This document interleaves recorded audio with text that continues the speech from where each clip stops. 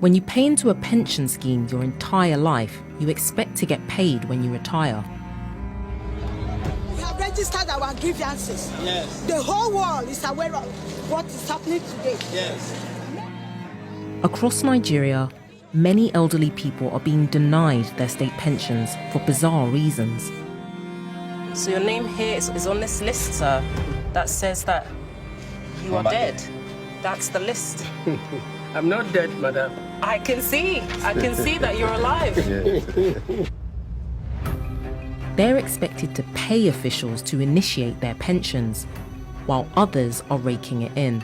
4, 5. He's entitled to 4 cars, replaceable every 4 years. One man. I'm Yemisi Adegoke, and I want to find out why some of our elders are having to fight for what is legally theirs.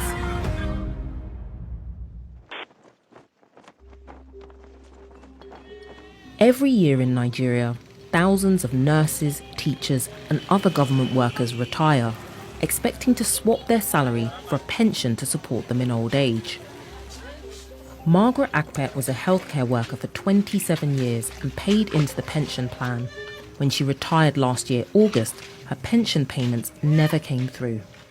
Life is no money, no nothing, and I cannot do anything.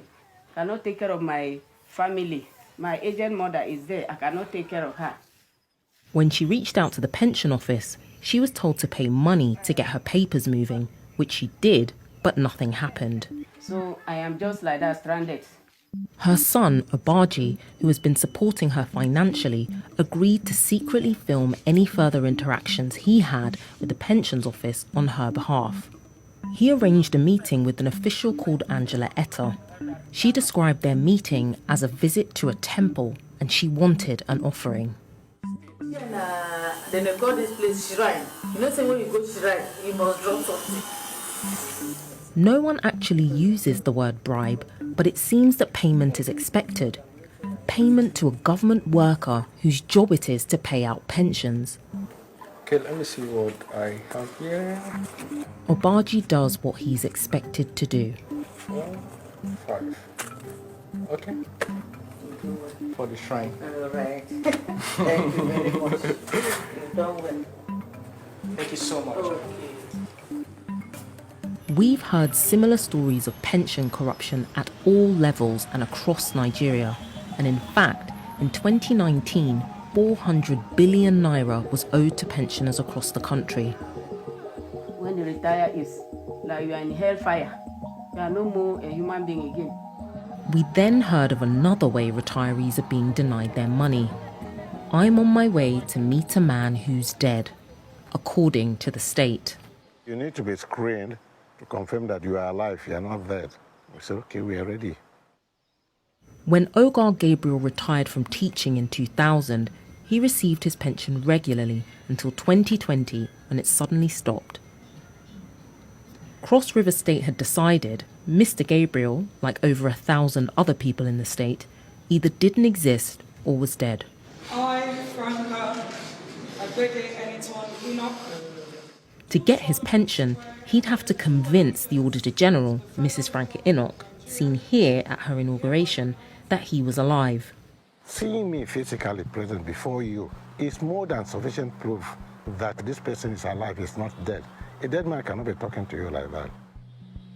Another reason he was confident it would be easy to prove he was alive was because he'd known the Auditor General since she was a little girl. I called her name, but Franca Ode. Remember, I am the one before you, your own elder brother, your uncle. You used to call me uncle. According to him, the Auditor General was furious that he had tried to use a personal relationship to advance his case, and she demanded an apology before reconsidering his application. We heard stories like this over and over again from all across the state. Pensioners, old, sick, and out of money, waiting for the Auditor General. Eventually, they had enough, and on the 3rd of November 2020, they started a protest. Old people, some paralyzed, some cannot even talk like I'm talking. Some cannot move at all. So where does this issue originate? Fake or ghost pensioners are a real problem in Nigeria. and the adding of fictitious names to the payroll is one of the ways that money is stolen from government funds. Sometimes there are more fake pensioners than real ones. A state that cannot have more than 3,000-4,000 pensioners have 10,000. Jerry Uwa is a finance and business journalist familiar with the problem of pension fraud, but he doesn't think the culprits are ordinary people like Mr. Oga. Somebody will add names of non-existent pensioners. They will pay those ghost pensioners immediately, and the money goes into their pockets. It's not something that a clerk can do, because it will be discovered. It's right up there. When trying to eliminate ghost pensioners, it shouldn't take weeks, months or years to work out who is alive and who isn't. I'm in Okele, which is a community in Yala, where last October, this list was published with over 300 names of people declared dead, and as a result, their pension payments stopped. 99% of the persons there are still alive. A local community leader takes me to meet some of those on the list of dead people. Ladies. Good afternoon, Mr. Cletus. So your name here is on this list, sir, that says that you are dead. That's the list. I'm not dead, madam. I can see that you're alive. So this is your national ID card. Yes, madam. And this is your name on this list of people that are supposedly dead. Here's your ID confirming you are who you say you are. Mr. Cletus stopped getting his pension in June last year. They have not paid me anything. So how have you been surviving? But I'm managing with my dad, my small farm. My children, they were in school. Now I've stopped them because I have no money. He has been to the pensions office in Calabar 5 times. It's about a day's journey and he has nowhere to stay the night when he goes, so he sleeps outside. Good evening. I can see that your name is here on this list of ghosts. It says that you're a ghost pensioner, but here you are, alive. Yes. ID card, your voter's card. She shows us her voter's card and it appears to be the same woman who is alive and standing in front of me. My bank statement. But it's been nearly 2 years since she last received her pension. While some pensioners are struggling to get the money they're owed, there is a group of Nigerians who can expect a bit more from retirement. Politicians. Because Nigeria is run on a federal system, each state gets to decide a lot of its own laws, which is handy if you run the state. No to political life pension. Like Lagos State, the governor is entitled to 2 houses, one in Lagos, one in Abuja, in a location of his choice. That's what the law says. Then he's entitled to 300% of his basic as pension.